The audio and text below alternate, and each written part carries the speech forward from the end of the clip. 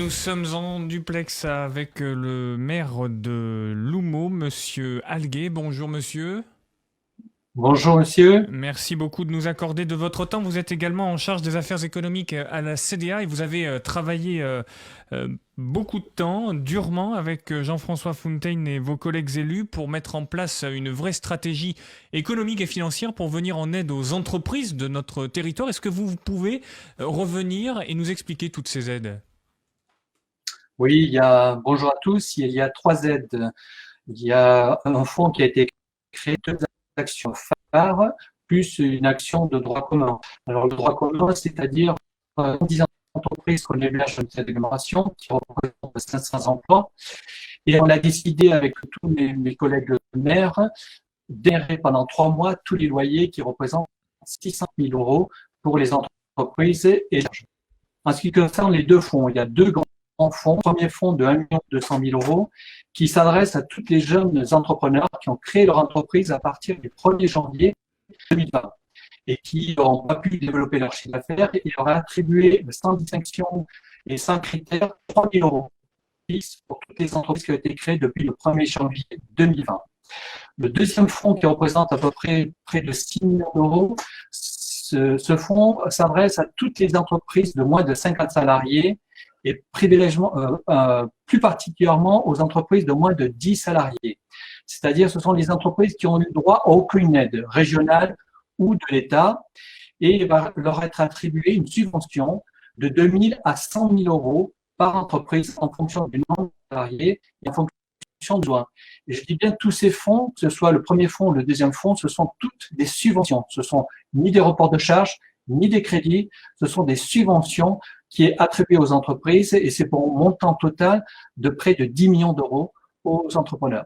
Oui, effectivement, des aides conséquentes pour les entreprises de notre territoire, Benjamin.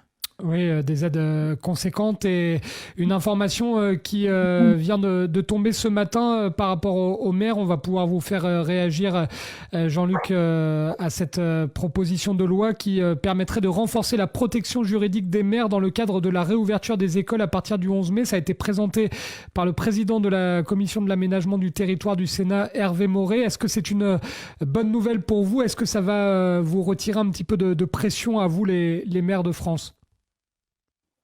Oui, ça va lever un peu de pression, mais vous savez, on est des maires, on doit quand même appliquer certaines directives républicaines et de l'État.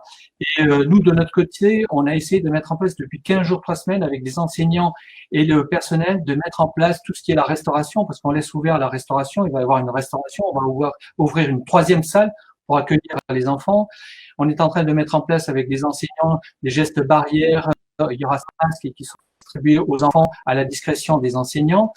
Mais c'est une bonne chose que le gouvernement renforce et nous protège un peu parce qu'on est dans une situation depuis 1 mois et demi, 2 mois, où il y a des directives gouvernementales et on travaille quand même au jour le la semaine. Alors, nous avons perdu Monsieur Alguet, visiblement. Est-ce que Paul... Non, je l'entends, Monsieur Alguet, voilà.